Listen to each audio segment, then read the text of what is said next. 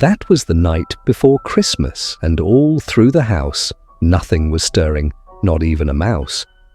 The same could not be said, however, for the graveyard next door.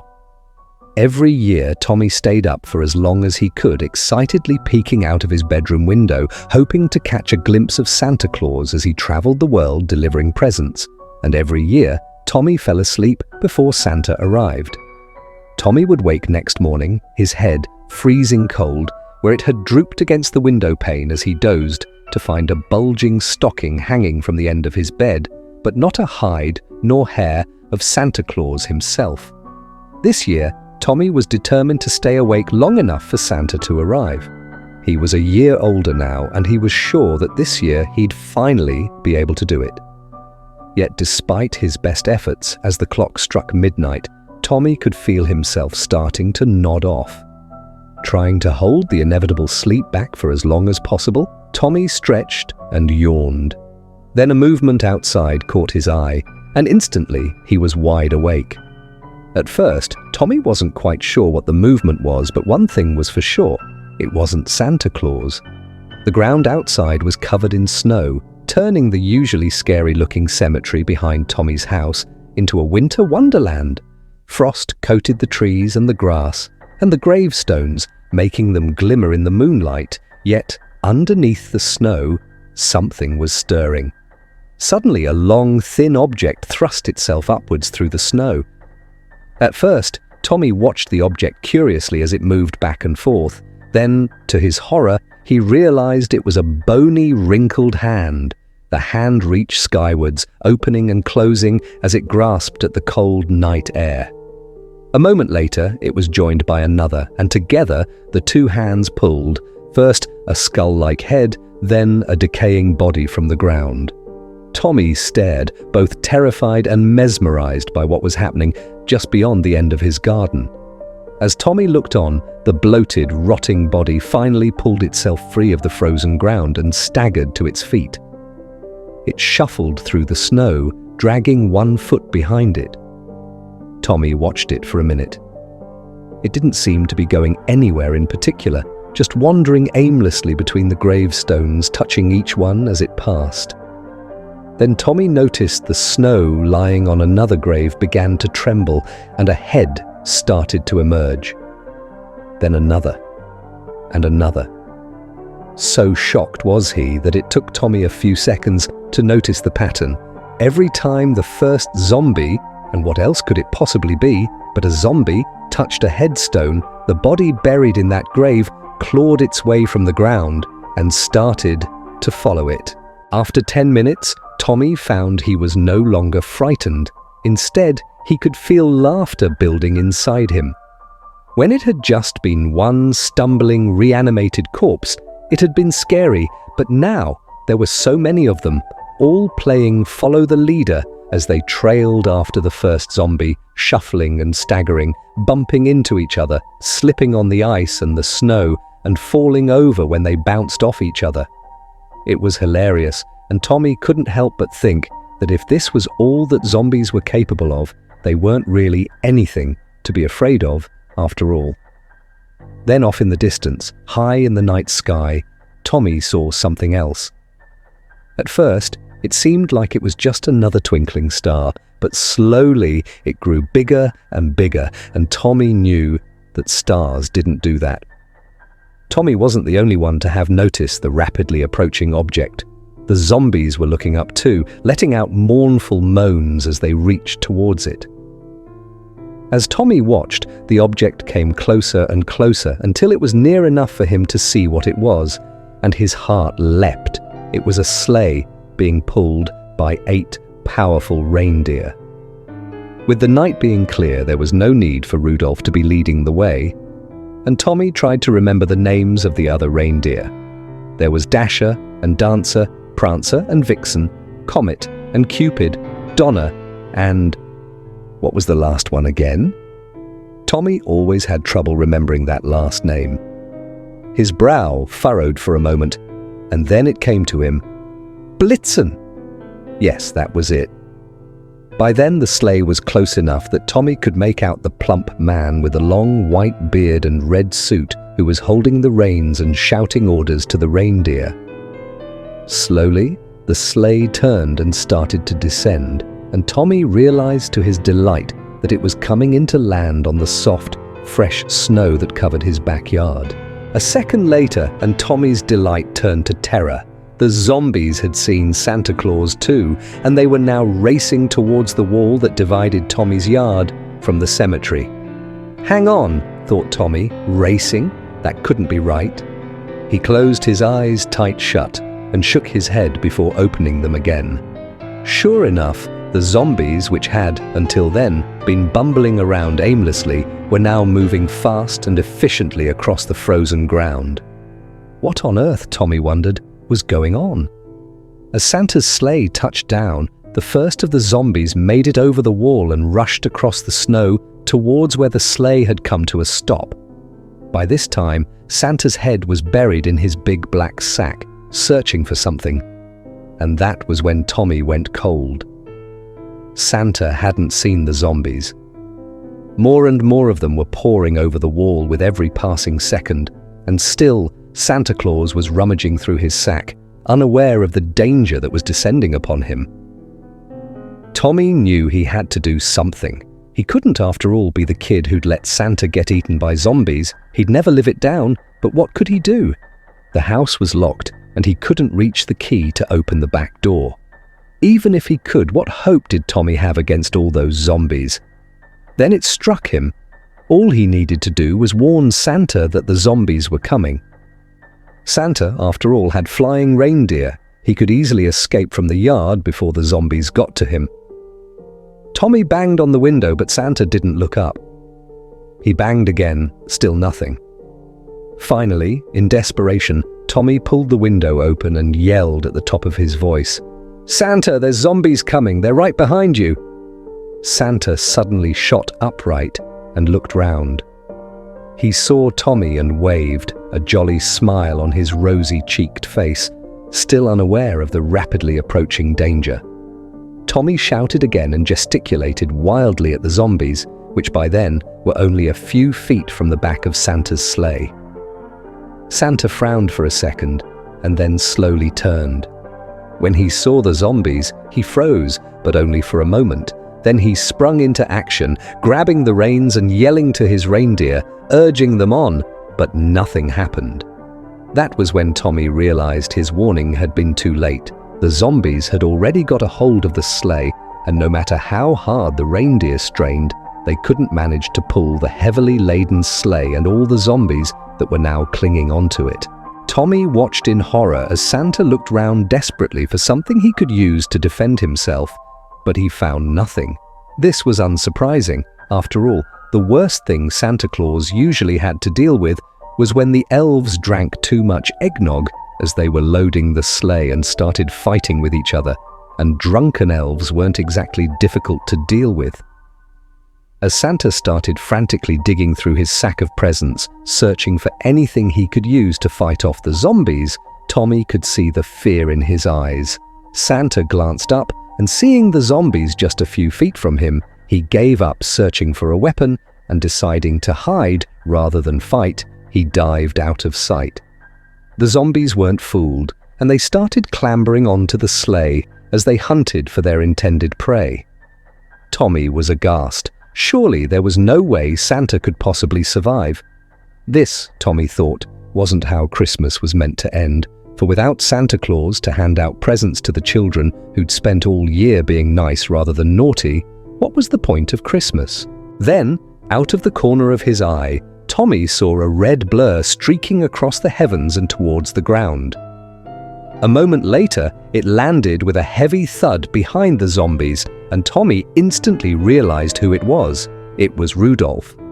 The lone reindeer pawed the ground and snorted loudly, causing some of the zombies to turn and run towards him.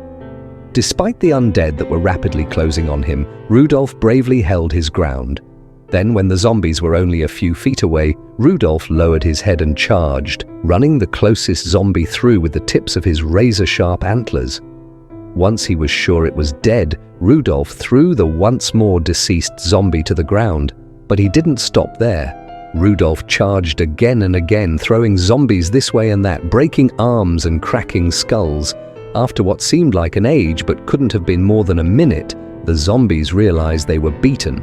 Those that could still run tried to retreat towards the safety of the graveyard, but Rudolph wasn't about to let them get away so easily. He chased after them, slashing at them with his antlers and trampling the last of them underfoot. Soon, nothing was moving that shouldn't really be moving in the first place, and the lone reindeer, with his bright red nose glowing in the darkness, trotted across to the sleigh and let out a gentle whinny. Tommy held his breath, wondering if somehow Santa could have survived. Then he emerged, crawling out from under the seat, where he'd been curled up in a desperate attempt to remain beyond the grasping hands of the attacking zombies. Santa straightened up, adjusting his clothes and brushing stray flecks of glitter from his beard. He patted Rudolph's nose before leaning forward and removing a withered arm that had become wedged in Rudolph's antlers. Santa smiled, knowing his old friend had just saved his life, and tossed the arm into the snow. He looked up at Tommy and tipped his fur-lined hat in thanks towards the young boy before pulling on the reins and taking off once more, Rudolph following closely after. Tommy watched until Santa, his sleigh and all the reindeer, including Rudolph, had disappeared into the night sky before turning his attention to the devastation which had been left in his backyard. There were bodies, or what was left of them, everywhere. That, Tommy thought to himself, would take a lot of explaining when his parents woke up and saw the mess. And he really wasn't sure they'd believe him if he told them what had just happened. Maybe he'd be better off not telling them anything about what he'd seen and instead left them to try to work out what happened when they got up the following morning. Satisfied that this was the right thing to do, Tommy decided he'd better go to bed before anyone discovered he was still up and started asking awkward questions. That was when Tommy realized that in his rush to get away after Rudolph had saved him, Santa had forgotten to leave him his presents. At first, Tommy was upset, but after giving it some thought, he realized that one small boy missing out on his presents this one year was a small price to pay for saving Santa's life from the zombies. Tommy sighed and turned away from the window. That was when he saw the overstuffed stocking hanging at the foot of his bed. He rubbed his eyes in disbelief. How on earth had Santa managed that? Then it dawned on Tommy and he smiled happily to himself. While Santa might be just as scared of zombies as the rest of us, he's still magic.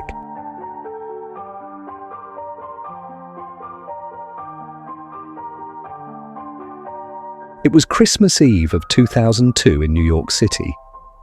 My parents had invited some friends and relatives over for dinner, sort of like a Christmas Eve celebration. After that, I decided to go to my room to watch some television, but there was nothing good to watch. I then found myself pacing back and forth in the hallway. My house is big, so there was no one with me. Everyone was in the living room watching a movie I wasn't interested in. About 7 minutes into my pacing, I saw a tall, fat figure scurry away about 20 feet away from me. It was crouched down too. It was even wearing some sort of Santa Claus suit.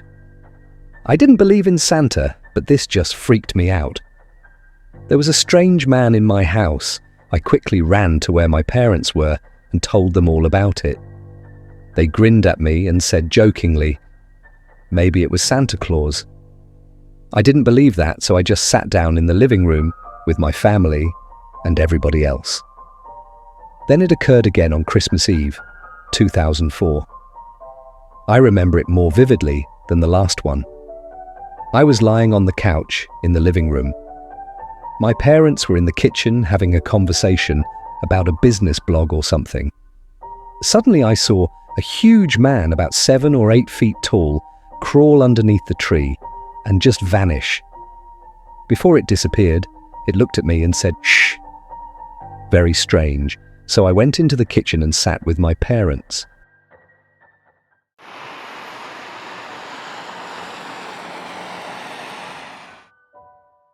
Similar happenings occurred the following Christmases. I recall one in 2007. It was daylight this time, and I just happened to see another tall figure with a Santa hat trudge by me for 2 seconds, then it was gone.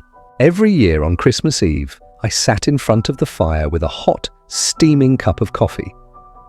I would usually go through 6 or 7 mugs a night to ensure I stay awake until daylight. It had worked for the past 20 years, and I sure as hell weren't going to stop now, not when I know that monster was out looking for me. I groaned, swallowing another mouthful of bitter espresso. The kids had fallen asleep several hours ago. Every year they got so excited about Christmas, particularly as Daddy, me, allowed them to stay up all night to wait for Santa. Inevitably, though, they couldn't stay awake. Tommy fell asleep at about 10 o'clock, and Mia at 1, Mia's best record yet in all of her 6 years. It helped me for the initial build-up to an all-nighter, keeping them entertained. I'd exhausted all the children's songs and dances I knew, and they were drooping by the second Dora the Explorer film. Deep down, I wished they could stay up with me. At least then, we had the highest chance of surviving the night. You'd better watch out, you'd better not cry. It was even worse that Naomi, my wife, had to work tonight on call. A colleague had rung in sick, and she was the first port of call as replacement. She'd stayed up with me every year since I told her why I never slept on Christmas Eve. She was indulging in my idiosyncrasies, but I appreciated her gesture nonetheless, especially with the kids now. I couldn't risk my hour chances. The kids snuffled in their sleep, their small, perfect faces relaxed and peaceful. Both of them had a head full of corkscrew black curls and shining dark eyes. Mia's ones were always brewing with mischief. She definitely took after her dad. Tommy was soft, kind, and always so considerate at the tender age of 4. He would make a wonderful carer one day. My lovely children. My eyelids were so heavy. The realization came at snail pace before slamming me in the face. I shook my head and slapped my cheeks with my hands before picking up my empty coffee cup and filling another cafetiere. 3 a.m., another 5 hours or so to go. Better not pout, I'm telling you why. Every year in the week building up to Christmas, I would always think of Joe. I poured boiling water into the cafetiere and let it brew on the table. Joe was always the good kid. I was always the scruffy one with the snuffly nose and scraped knees. He loved Christmas, as did I. He was so good, so kind. I wasn't sure if Tommy took after his Uncle Joe or his mum, but definitely not me. Joe would always go along with my bad ideas without a protest. I remember my mother telling me off, saying I set a bad example to Joe and I was going to get him into trouble one day. I didn't realize how right she was. It was a pure accident, but the fault lay entirely with me. I shouldn't have bugged Joe about that log that ran over the stream in the woods. He couldn't swim.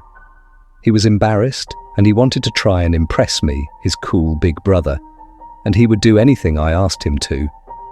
And I knew all that so well. My parents told me off on several occasions when I'd been lugged home by neighbors who'd found me frolicking there. The currents were too rapid, they said. The fallen trees there were rotten and friable, they said, and it being such an obscure part of the woods with such a windy river meant it was bad news. I wasn't to go there again, they said, but like with all kids, the more they cautioned me against it and forbid me from going, the more appealing it was. It was just an accident. I poured myself another cup and winced when the coffee scalded my lips. I licked my upper lip. It was numb. Joe would be 26 now. Maybe he would be a dad too. He would make a great dad. I was a bumbling one. I skipped parenting classes and didn't help with the kids' homework. Naomi did most of the proper parenting despite working full-time at the hospital. She ensured they ate healthy meals, did their chores, and went to bed on time. I just messed around with them. I was the favorite parent, but I was definitely also the worse. If I hadn't egged him into walking across that rotten, hollowed log that day, Joe would be here now. Santa Claus is coming to town. Don't be ridiculous, I told myself. If I hadn't, he would definitely not have died.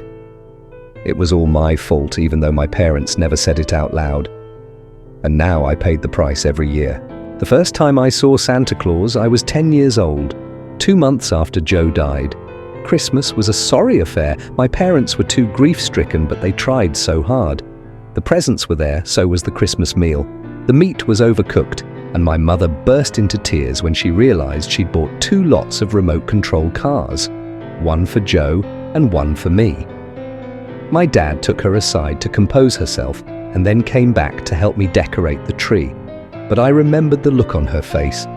He's making a list and checking it twice. I didn't remember what woke me that night, on Christmas Eve, 20 years ago.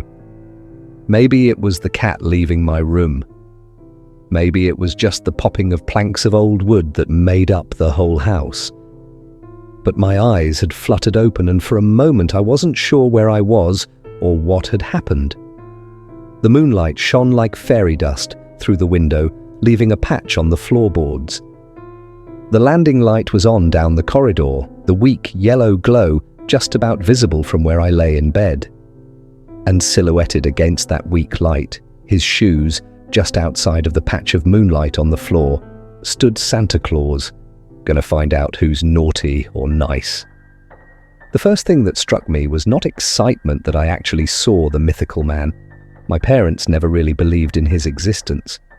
But what hit me was how eerie he appeared. He wasn't the squat, fat, white-haired old man the media portrayed. He didn't look jolly-like on my school wall. He had red eyes and a big bulbous nose. Sharp teeth grinned at me. His frame was tall, spindly, and he was dressed in dark red like overripe strawberries. His eyes were fixated on me and they glowed with a hunger. I lay frozen in bed, my eyes unblinking. My arms wouldn't move. A scream refused to rise in my throat. He looked all sorts of wrong and he was in my room. And there was nothing I could do. For what felt like centuries, he stared at me. Eventually he stepped back, his eyes never leaving my face, and disappeared off the landing. A faint whisper lingered in the air, and I thought I heard my name. I never slept the rest of the night. Every time I drifted off, I'd hear the faintest hint of a footstep, and my eyes would fly open. I never saw anything, but I was convinced I caught the edge of his shadow, a glimpse of those blood-red robes. Come the morning, I was terrified, with bloodshot eyes and a fried brain. Every Christmas Eve, I'd stayed awake since. He sees you when you're sleeping. He knows if you're awake. The Christmas songs played faintly in the background when I brought my coffee back to the sofa. I sank into it, groaning. All the dancing was doing a number on my lower back. Mia and Tommy hadn't moved. Tommy was sucking his thumb, making soft noises in his sleep. They were good children, never gave me bother, same as Joe when he was a kid. Quiet, observant, conscientious, selfless. They played with each other, and Mia looked after her little brother well. Their favorite game was digging in the garden, inventing wild stories to go along with it. Mia would be the queen of the castle one day, and Tommy the knight in shining armor, battling the deadly dragon and slaying it before receiving gold from the queen in thanks for his bravery. Another time, she was the picky, rich customer looking for the perfect berry to go into her jam cake, and Tommy, the poor gardener, hunting for the golden fruit. I remember his dirt-streaked face, full of despair at not finding the elusive berry. He barreled into the undergrowth again. There were shallow holes dug in the garden. I laughed, shouting for him. "What are you doing, Tommy?" A shout came back through the bushes, but I couldn't catch what he said. The higher pitch of Mia's voice reached my ears. "Look at this, Daddy. What is it?" I forced myself through the branches. Mia was on all fours, digging furiously beneath a canopy. Tommy hopped on the spot, clapping his little hands. His face shone with excitement. "What have you found?" I asked, in good nature. Mia turned around and held up a skull. "Uncle Joe," she said proudly. Nausea crashed over me like a tsunami. I took one look at the hollowed eyes and dirt encrusted in the nostrils and teeth, and vomited, leaning on a branch. Around me, my children danced, singing nonsensically. He knows if you've been bad or good. He knew. My eyes flashed open. The fireplace had almost dimmed to nothing. Standing in front of it, barely a meter away from me, crimson eyes stared unblinking and fixed upon me. Something gleamed beneath a bulbous nose, long, sharp teeth. The dying embers highlighted his skeletal silhouette, clad in his loose-fitting red outfit. His grin widened, showing those horrifying fangs. In his hands were two small, limp sacks. My eyes jumped to my children. They were gone. "Happy Christmas,"